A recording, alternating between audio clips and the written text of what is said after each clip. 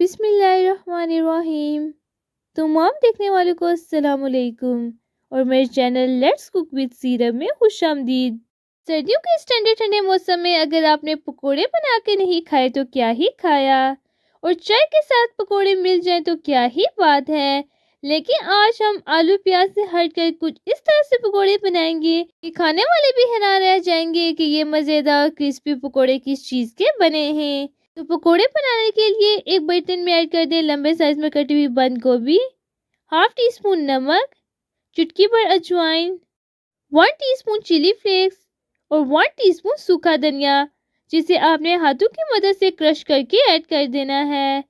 साथ ही इसमें ऐड कर दें 1 टीस्पून गरम मसाला पाउडर, और पकोड़ों को सॉफ्ट बनाने के लिए हम इसमें ऐड कर देंगे half tea spoon baking soda और हाफ टी स्पून हल्दी।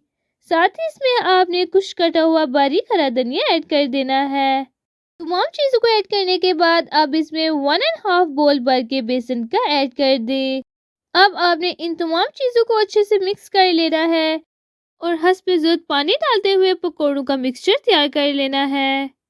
आज हम बगैर आलू प्याज के बंद गोभी के पकोड़े बनाएंगे जो बहुत ही क्रिस्पी और मज़ेदार बनते हैं। इस तरह से आपने हस्ब ज़रूरत पानी ऐड करते हुए इसको अच्छे से मिक्स कर लेना है और पकौड़ों का एक थिक मिक्सचर तैयार कर लेना है। बंद गोभी को आपने बारीक लंबे साइज में कट करना है ताकि आपके पकौड़ों की शेप बहुत ही अच्छी बने। अगर आपके घर में मेहमान आ जाएं तो आप एक तरफ चाय बनाने के लिए रख दें और दूसरी तरफ झटपट से गोभी को काट कर पकौड़े बनाना शुरू कर दें।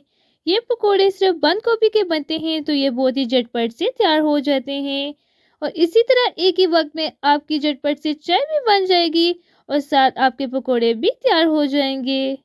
तकरीबन 1/4 कप के करीब हमने इसमें पानी ऐड करके इसको अच्छे से मिक्स कर लिया है और इस तरह से पकौड़ों का थिक बैटर तैयार कर लेना है। अब आपने फिंगर्स या स्पून की मदद से पकौड़ों के मिक्सचर को तेल में डालकर फ्राई कर लेना है।